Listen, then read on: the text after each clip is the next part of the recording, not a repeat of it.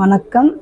இன்றைக்கி இந்த வீடியோவில் என்ன பார்க்க போகிறீங்க அப்படின்னா, நம்ம ஏற்கனவே ப்ரீவியஸ் கிளாஸில் இன்ச் டேப் பற்றி சொல்லிட்டேன், துணி பற்றி சொல்லிட்டேன், எல்லாமே நம்ம பேசிட்டோம். இப்போது இந்த துணியில் எப்படி நம்ம எடுக்கணும் அப்படின்றத விஷயத்த பார்க்க போகிறோம். இதுக்கு நல்ல புதுசாக வாங்கின துணி அப்படிலாம் கிடையாது. மோஸ்ட்லி ரேஷன் கிளாத் உங்கள்கிட்ட இருந்ததுன்னா நீங்கள் ரேஷன் கிளாத் யூஸ் பண்ணியே பண்ணிக்கலாம். துணி உங்களுக்கு இப்படி இருக்குது அப்படின்னா, இப்போ அளவெடுக்க சொல்கிறாங்க அப்படின்னா எப்படி அளவெடுக்கணும், முதல்ல துணி எப்படி பிரிக்க தெரியணும்னு நீங்கள் கற்றுக்கணும். முதல்ல இப்படி துணி இருக்கும், இதை பிரிங்க. இதை பிரிச்சிட்டிங்கன்னா உங்களுக்கு துணியோட ஆரம்பம் இருக்கும், ஃபுல்லாக மடிச்சிருக்கும், துணியோட ஆரம்பம் இருக்கும். பார்த்தீங்கன்னா இப்படி துணி ஓப்பன் பண்ணிங்கன்னா பாருங்கள், துணி போயிட்டே இருக்கும். ஓகேங்களா? இந்த ரேஷன் கிளாத்து, இந்த ரேஷன் கிளாத்லேயே உங்களுக்கு தெரியும்.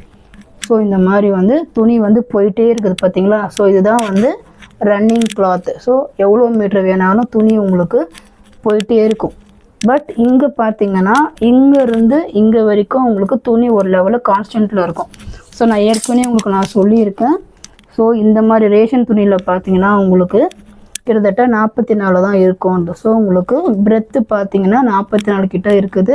இந்த மாதிரி போயிட்டே இருக்கிறது பார்டர் உங்களுக்கு இதுதான் ரன்னிங் மெட்டீரியல்.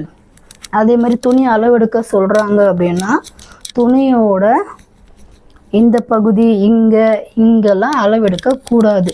துணியோட நுனி எங்கே ஆரம்பிக்குதோ அங்கே தான் நீங்கள் இன்ச் டேப் வச்சுட்டு அளவெடுக்க ஆரம்பிக்கணும். எப்போவுமே மேலேருந்து கீழே மோஸ்ட்லி எடுக்க மாட்டோம். எந்த துணியாக இருந்தாலுமே இந்த துணியோட ஆரம்பத்துலேருந்து நீங்கள் இந்த உயரத்தை அளவெடுக்க ஆரம்பிக்கணும், இந்த பக்கம் அகலத்தை அளவெடுக்க ஆரம்பிக்கணும். ஏற்கனவே இன்ச் டேப்பில் 1 இன்ச் 2 இன்ச் நல்லா 1/4 1/2 3/4 சொல்லிட்டேன்.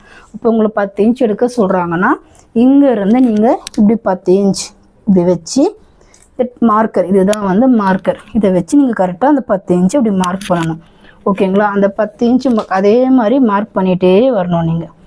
உங்களுக்கு அகலம் பார்த்தீங்கன்னா ஒரு 20 இருந்தால் போதும்னு சொல்கிறாங்கன்னா, இந்த பக்கமாக இப்படி வச்சு அகலம் எனக்கு 20 தான் சொல்லியிருக்காங்கன்னு சொல்லிட்டு இப்படி ஒன்று மார்க் பண்ணணும்.